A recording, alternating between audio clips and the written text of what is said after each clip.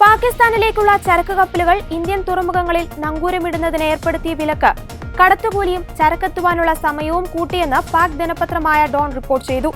Indian നടപടി കാരണം മദർഷിപ്പുകൾ പാകിസ്ഥാനിലേക്ക് എത്തുന്നില്ല. അതിനാൽ ചരക്കെത്താൻ 30 മുതൽ 50 ദിവസം വരെ വൈകുന്നെന്ന് Karachi chamber of commerce and industry president Javed Bilwani പറഞ്ഞു. ഇറക്കുമതിക്ക് ഫീഡർ കപ്പലുകളെ ആശ്രയിക്കേണ്ടി വരുന്നതാണ് നിരക്കുയരാൻ കാരണമായതെന്ന് Karachi chamber of commerce and industry president Javed Bilwani പറഞ്ഞു.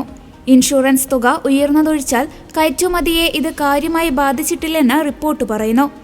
ഏപ്രിലിലെ പഹൽഗാം ഭീകരാക്രമണത്തെ തുടർന്നാണ് പാക് ചരക്കു കപ്പലുകൾ ഇന്ത്യ വിലക്കിയത്. കേന്ദ്ര തുറമുഖ ഷിപ്പിംഗ് മന്ത്രാലയമാണ് പാകിസ്ഥാൻ കപ്പലുകൾ ഇന്ത്യയിലെ തുറമുഖങ്ങളിൽ പ്രവേശിക്കുന്നതിനെ വിലക്ക് ഏർപ്പെടുത്തിയത്. മർച്ചന്റ് ഷിപ്പിംഗ് ആക്ട് 1958 സെക്ഷൻ 411 പ്രകാരമാണ് കേന്ദ്ര തുറമുഖ ഷിപ്പിംഗ് മന്ത്രാലയം ഉത്തരവ് പുറത്തിറക്കിയത്. പാക് പതാകയുള്ള കപ്പലുകൾ ഇന്ത്യയിലെ തുറമുഖങ്ങളിൽ പ്രവേശിക്കുന്നതിനും ഇന്ത്യൻ പതാകയേന്തിയ കപ്പലുകൾ പാകിസ്ഥാനിലെ തുറമുഖങ്ങളിൽ പ്രവേശിക്കുന്നതിനുമാണ് നിരോധനം. പാകിസ്ഥാനിൽ നിന്നുള്ള ഉൽപ്പന്നങ്ങളുടെ നേരിട്ടും അല്ലാതെയുമുള്ള ഇറക്കുമതിയും ഇന്ത്യ നിരോധിച്ചിരുന്നു. പാകിസ്ഥാനുമായുള്ള തപാൽ ഇടപാടുകളും ഇന്ത്യ നിർത്തിവെച്ചിരുന്നു.